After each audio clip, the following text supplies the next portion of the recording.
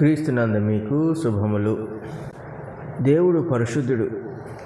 ఆయన పరిశుద్ధతను మనము గ్రహించితే తప్ప మనము పరిశుద్ధతలో ఉండాలన్న సంగతి మనకు అర్థం కాదు.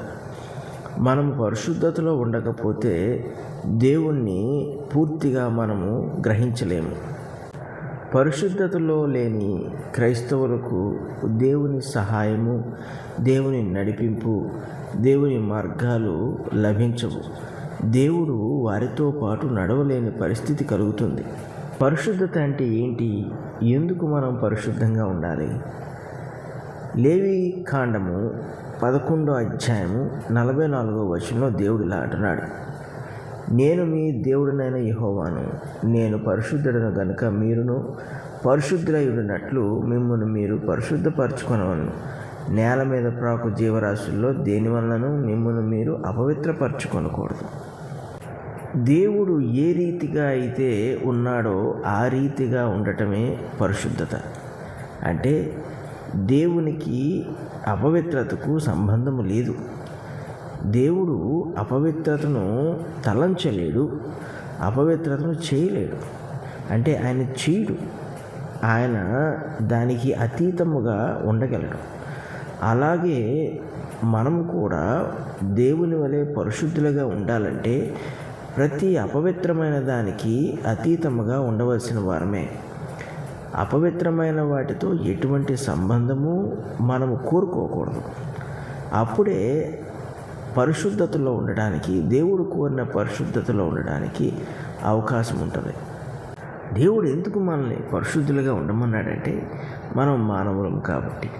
అంటే ఆదాము అవ్వలోంచి వచ్చిన వారము. అంతేకాదు వాళ్ళు చేసిన పాపమును బట్టి మనుషులుగా మనం అందరము కూడా పాపము చేసిన వారం అయ్యాం.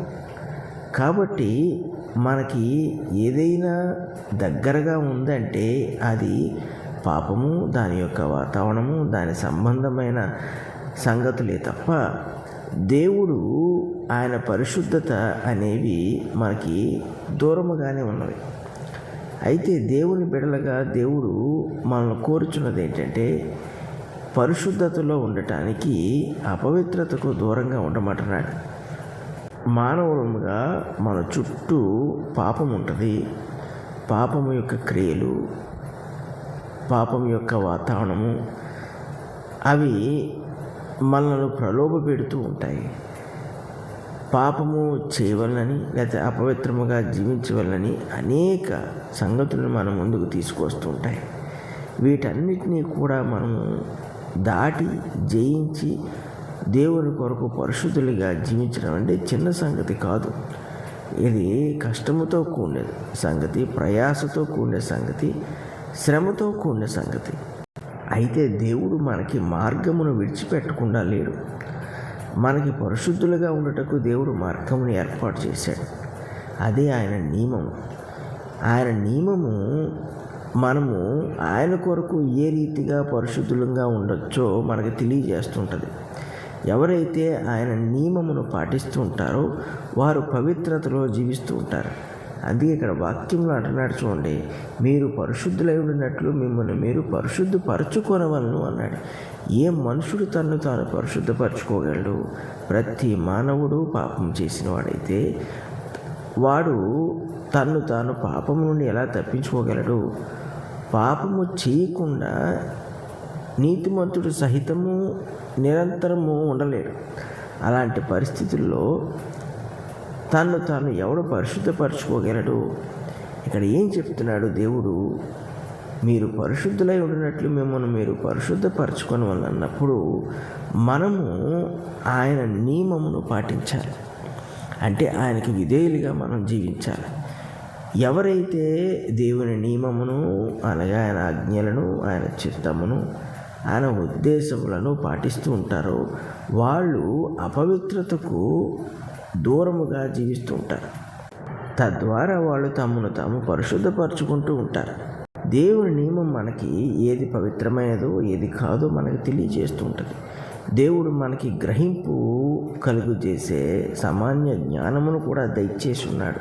అంతేకాదు క్రీస్తునందు రక్షింపబడిన వారిగా మనకు గొప్ప సామర్థ్యమును క్రీస్తుకు సంబంధమైన వివేకమును మనకు దయచేసి ఉన్నాడు. కాబట్టి మనం ప్రతి విషయంలోనూ, ప్రతి సందర్భంలోనూ అపవిత్రమైనదేదో కానిదేదో మనము వెంటనే తెలుసుకోగలిగే పరిస్థితుల్లో ఉన్నాం.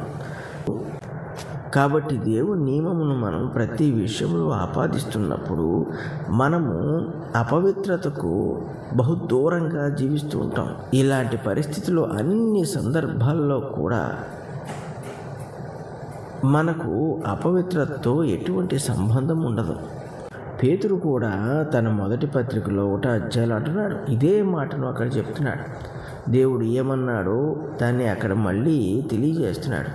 నేను పరిశుద్ధుని కనుక మీరును పరిశుద్ధులై ఉండవలను అనే మాటను పేతురు తెలియజేస్తున్నాడు క్రైస్తవులకి. ఎందుకంటే దేవుడు సృష్టి ఆరంభం నుండి ఎప్పటి వరకు కూడా ఒకే రీతిగా ఉన్నాడు. అంత క్రితము అలాగే ఉన్నాడు.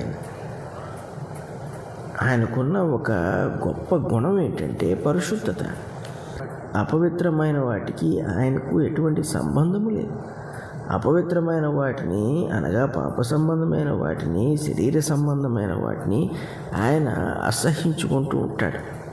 కాబట్టి దేవుడు పడిపోయిన మానవుణ్ణి రక్షించుకొనుటకు, మరి ముఖ్యంగా వాణ్ణి పరిశుద్ధినిగా నిలబెట్టుకొనుటకు ఆయన తన నియమమును మనకు దయచేసి ఉన్నాడు. ఈరోజు క్రీస్తు ద్వారా దేవుడు మనకి అత్యున్నతమైన నియమాన్ని దయచేశాడు. పరిశుద్ధతను సంపాదించుకోవడానికి, దాన్ని కాపాడుకోవడానికి దేవుడు ఒక గొప్ప మార్గాన్ని మనకు ఏర్పాటు చేశాడు. అది మనకి అందుబాటులో ఉండేటట్టు చేశాడు. కాబట్టి మనము పవిత్రులముగా జీవించలేమనటానికి లేదు. మనల్ని మనం పరిశుద్ధపరచుకునే పరిస్థితుల్లో యేసుక్రీస్తు ప్రభు రక్తం మనల్ని ఉంచింది. ఎప్పుడైతే మనము ఆ సూత్రాన్ని పాటిస్తున్నామో, దేవుని నియమానుసారముగా నడుచుచు దేవుని సంతోషపెట్టే వాళ్ళముగా మనం జీవించడానికి నిత్యము ప్రయాసపడుచున్నాము, అప్పుడు అపరాధ సంబంధమైనవి మన జీవితంలో చోటు చేసుకోవడానికి చాలా చాలా తక్కువ అవకాశం ఉంటుంది. ఒక రకంగా అవకాశమే ఉండదు అని చెప్పవచ్చు. క్రీస్తు ప్రభువును బట్టి, ఆయన యందు మనకున్న విశ్వాసమును బట్టి, ఆయన మాటలను మనం గైకొంటుని బట్టి దేవునికి పరిశుద్ధులముగా ఉండుటకు మనలను మనము పరిశుద్ధపరచుకోగలము. ఇది దేవుడు మనలను ప్రేమించి మన పట్ల జాలిపడి మనకు దయచేసిన ఉచితమైన విధానము. అందుకే అది మనకు వరముగా లభ్యమైంది.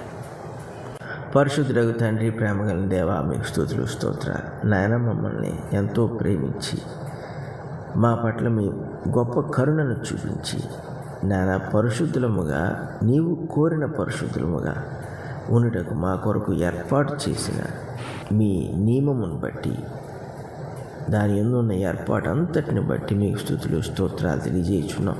నాయన, మా అత్యంత ప్రయాసంతా కూడా నీ నియమమును, అందులో ఉన్న వాటిని మేము తెలుసుకొని వాటిని అనుసరిస్తూ నీ కొరకు నీవు కోరిన జనులుగా జీవించుటకు సహాయం చేయమని, అందుకు నీ కృపను, నీ సామర్థ్యతను, పరలోక సంబంధమైన గొప్ప వాటిని మాతో ఉంచమని యేసు పరిశుద్ధ నామమున అడుగుచున్నాం తండ్రి. ఆమేన్.